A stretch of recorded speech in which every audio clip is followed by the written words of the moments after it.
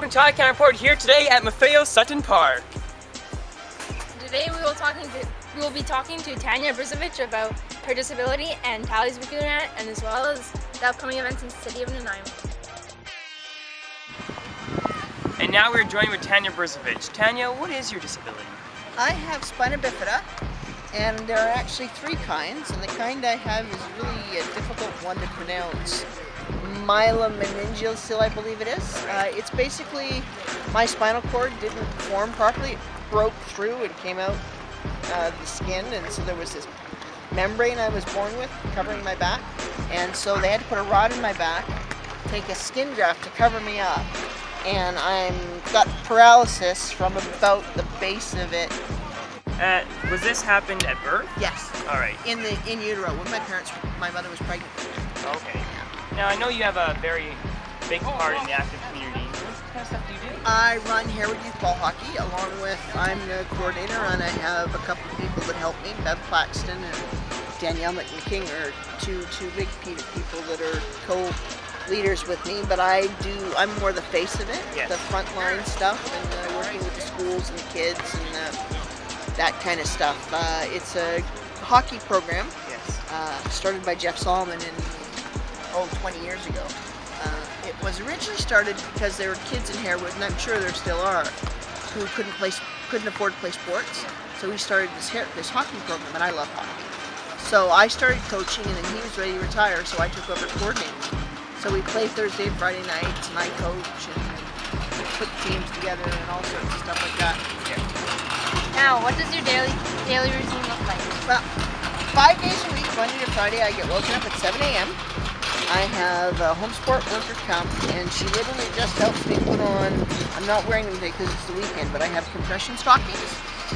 I get swelling in my legs, and particularly my feet, my ankles up to about here, and they put on these special stockings generally to keep the swelling down.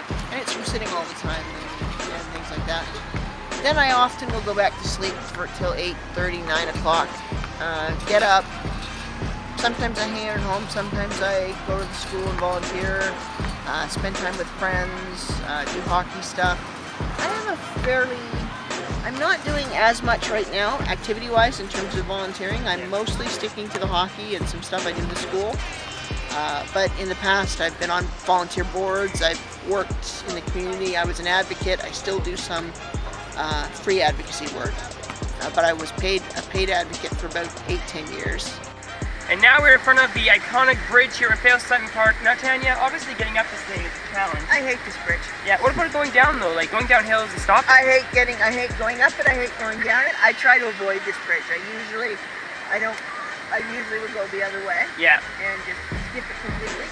Because if you look, you'll see it's got a crack on the bottom, and it's a really sudden, yeah. You know, so you really got to motor it to get up it, and then you really got to hold tight to when you get to the bottom so you don't do a face plant. Now, any kind of like steep incline, are you trying to avoid those because of stopping? It's not so much steep. It's how sudden it is, and how much of a grade you have, and how much time you have to build up to it. You know.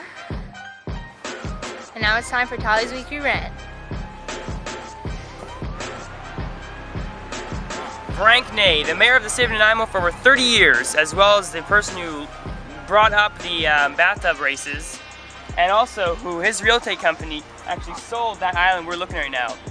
But the funny part is his sword's gone.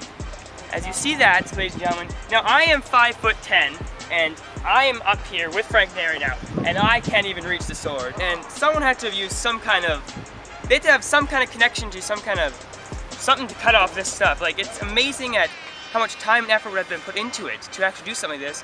That's actually ridiculous, because this is like a legendary statue that most people who come down to Maffeo Sutton Park walk along and they look at it and take pictures with it.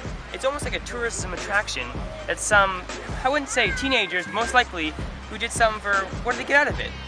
A 2-foot piece of metal? I don't get it. Anyways, that was Tali's weekly rant.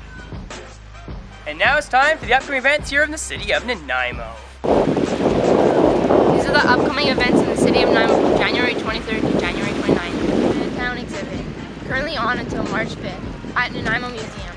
Discovering Chinatown looks at a way of life that vanished on September 30th, 1960 during Nanaimo's largest fire, telling us the story of Chinese community.